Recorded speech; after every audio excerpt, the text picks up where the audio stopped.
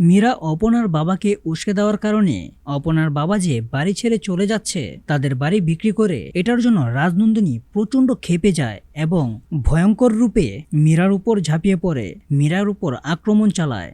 আর তারপরই মীরা রাজনন্দিনীকে দেখে ভয়ে তার নিজের সমস্ত ভুলগুলো বুঝতে পারে এবং সে আর ভবিষ্যতে এমন কোনো ভুল করবে না, এটাও সে সবার সামনে বলতে থাকে। আর অন্যদিকে দেখা যায় লং ড্রাইভে গিয়েই আর্য অপনাকে একটা বাড়ির দলিল গিফট করে, বলতে থাকে, অপনা, আজ থেকে তোমাদের বাড়িটা পার্মানেন্টলি তোমার হয়ে গেল। তোমাদের বাবা মার সঙ্গে একটা চক্রান্ত হয়েছিল, সেটা আমি মিটিয়ে দিয়েছি, পুরো বাড়িটাই আমি কিনে নিয়েছি।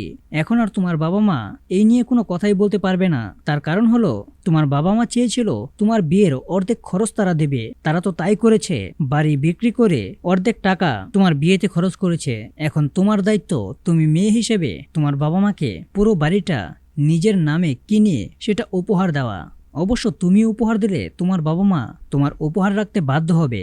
যদি আমি দেই সেটা নিতে চাইবে না সে। তাই তো পুরো বাড়িটা আমি কিনে নিয়েছি এবং তোমার নামে করে দিয়েছি। এখন তুমি তাড়াতাড়ি গিয়ে তোমার বাবা মাকে বাড়িটা বুঝিয়ে দিয়ে এসো। তো অপনা যখন তার বাবা মাকে তাদের বাড়িটা বুঝিয়ে দেওয়ার জন্য বাড়ির দিকে যাবে, তাদের বাড়ির উদ্দেশ্যে যাবে, ঠিক তখনই রাস্তায় দেখতে পায় তার বাবা মাকে ব্যাগপত্র নিয়ে হেঁটে যাচ্ছে। তখন অপনা তার বাবা মাকে বলতে থাকে, কোথায় যাচ্ছ তোমরা এত রাতে এই ব্যাগপত্র নিয়ে? তখন তারা তার মেয়েকে এই অবস্থায় দেখে অনেকটা আতঙ্কিত হয়ে যায়। তখন বলে, কই না তো, আমরা একটু ঘুরতে বেরিয়েছিলাম। তখন অপনা বলে, ঘুরতে বের হলে কি কেউ ব্যাগপত্র নিয়ে বের হয়? তখন অপনা তাদেরকে বলতে থাকে, বাবা মা আর বলতে হবে না, আমি জানি তোমাদের সাথে কি হয়েছে। তোমরা বাড়িটা বিক্রি করে দিয়েছ তো?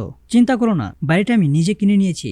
আমি না সিংহরায় কোম্পানির ভাইস প্রেসিডেন্ট, আমার তো অনেক টাকা আছে, আমি পুরো বাড়িটাই কিনে নিয়েছি। এখন থেকে তোমরা আমার বাড়িতে থাকবে।